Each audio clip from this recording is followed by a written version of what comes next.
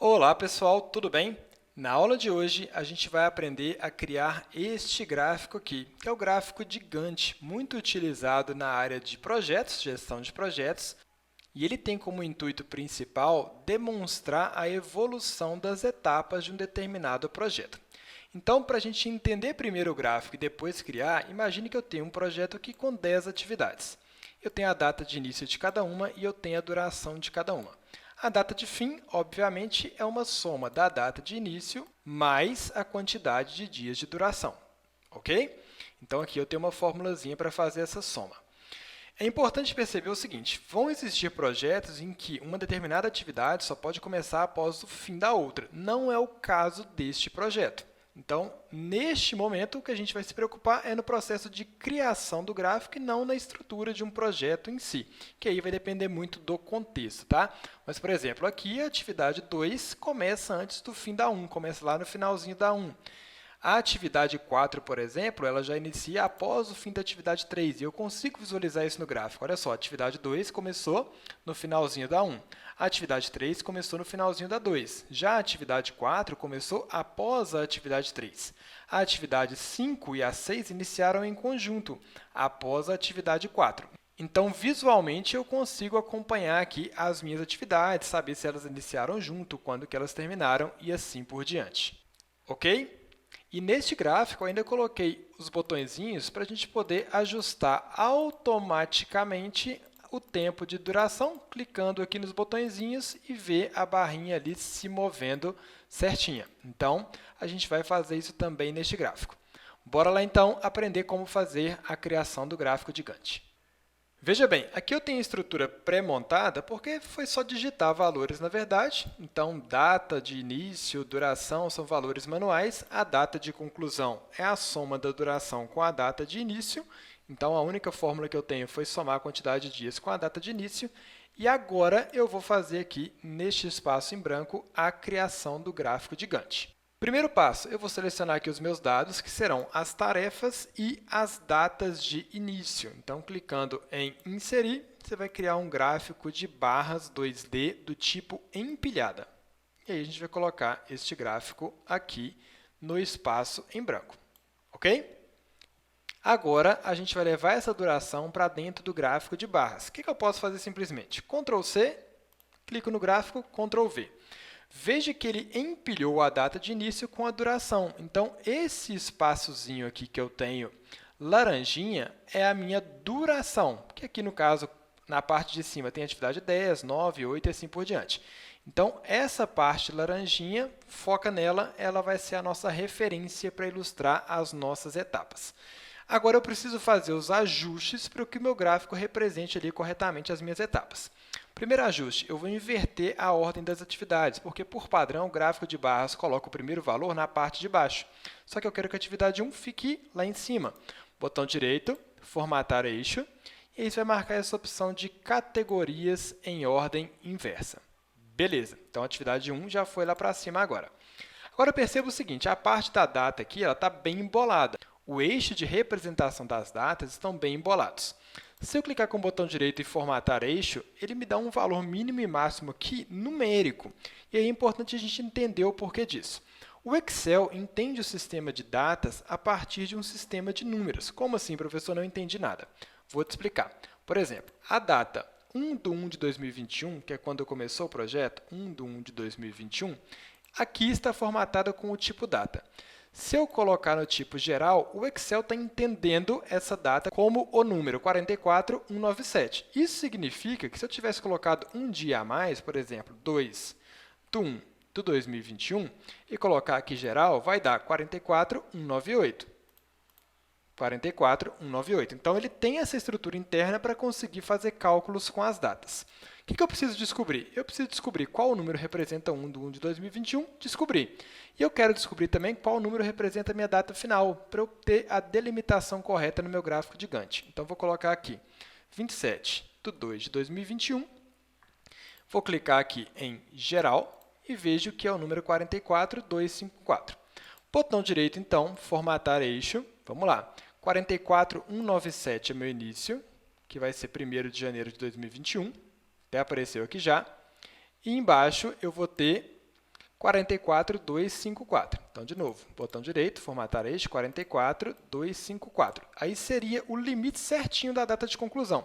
Só que eu quero deixar uns dias adicionais. Vou colocar 6 dias adicionais, por exemplo. Então, ao invés de 54, vou colocar 60, porque se eu precisar fazer alguma alteração no projeto, ele não vai estourar aqui a área do meu gráfico. Beleza, veja que ele está variando aqui na escala de 10 em 10 dias. Você poderia modificar isso, colocando aqui de 20 em 20, 15 em 15. 10 em 10 ficou bom ali, ele não está embolado. Vou deixar de 10 em 10, portanto. Bacana. Agora, o que eu preciso fazer? Essa parte azulzinha, eu preciso sumir com ela. Ela não vai me ajudar aqui no meu gráfico de Gantt. Ela está sendo utilizada apenas para fazer a complementação, para mostrar a evolução das atividades. Então, você vai clicar na parte azul, formatar, contorno sem contorno, preenchimento sem preenchimento. Prontinho, já tem a estrutura quase pronta do gráfico de Gantt. Veja, a atividade 1 começou no dia 1 e termina aqui no dia 13. Então, passou do dia 11, chegou aqui no dia 13, que está aqui nesse rótulo. E assim por diante. Então, eu consigo ver ali já as minhas evoluções. Vamos só continuar formatando esse gráfico e incrementando. Botão direito. Formatar a série de dados, vou deixar essa barrinha um pouquinho mais gordinha. Vamos deixar aqui 50% para ficar ali um pouquinho mais gordinha para a gente colocar os nossos rótulos de dados. Vamos formatar aqui também com a mesma cor que eu usei no restante do meu gráfico, que foi esse azulzinho aqui. Botão direito, também vou adicionar um rótulo de dados, só que eu vou deixá-lo aqui branco. A fonte que eu utilizei lá, se eu não me engano, foi a Segoy UI. Beleza? Ok, vamos deixar aqui branquinho. E ficou desta forma aqui. Perceba, alterei a duração para 20 dias. Automaticamente, ele alterou ali a minha barrinha para 20 dias. Aí eu teria que ajustar manualmente a parte de baixo se eu não tiver uma estrutura que defina como que isso seja ajustado. Como assim, professor? Por exemplo, vamos imaginar que cada atividade só inicia após o fim da outra atividade. Então, eu poderia somar a data de duração mais a data de início, que vai dar exatamente a data de início da atividade seguinte. Se eu arrastar isso aqui, o meu gráfico está me mostrando que a próxima atividade sempre inicia após o término da anterior. Mas não é essa estrutura que eu tenho. Então, eu vou dar um Ctrl Z aqui para voltar, porque na minha estrutura, algumas atividades elas iniciam junto com outras. Então, mais uma vez, o foco aqui não é explicar a gestão de projetos. O foco aqui é explicar o gráfico de Gantt. Tá legal? Beleza. Vou tirar o contorno deste gráfico também. Então, formatar. Sem contorno. Legal. Uma coisa que é até interessante no gráfico de Gantt é você colocar a linha de grade, que a gente quase não utiliza, mas vamos deixar aqui com linha de grade em todos os eixos, que aí ficaria desta forma aqui. Fica bom também para a gente ver essa evolução das datas, tá? Mas vai muito aí do seu contexto, da sua necessidade também.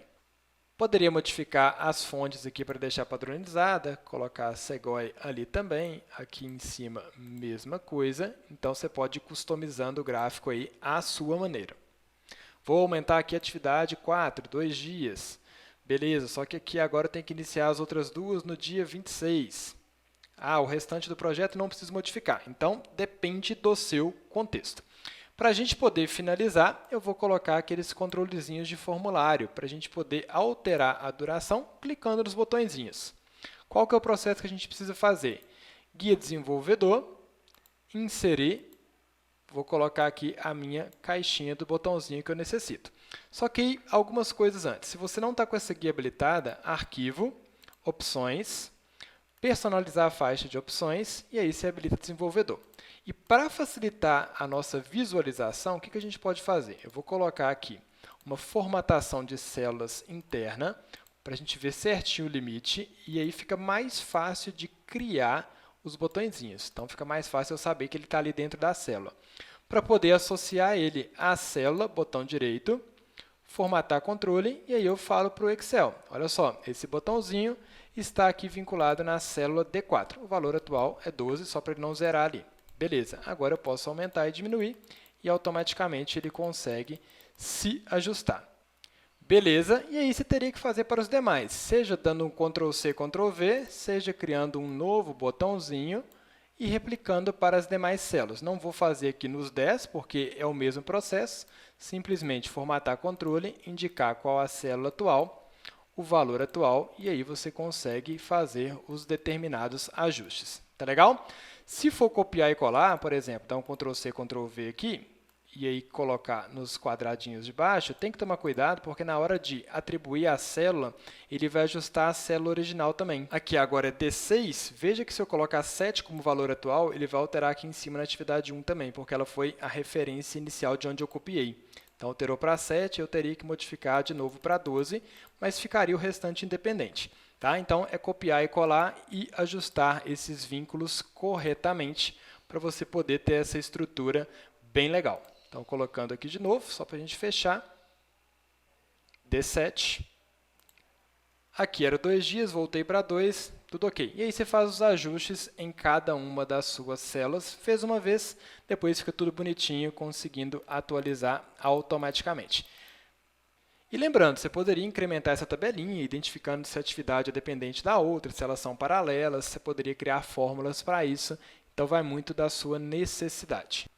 Depois que você acabar de copiar e colar os seus botõezinhos, a sua estrutura ficará igual a essa. Espero que vocês tenham gostado. Até a próxima aula. Tchau, tchau. Fala, pessoal! Espero que você tenha gostado desse conteúdo e agora preste atenção na oportunidade.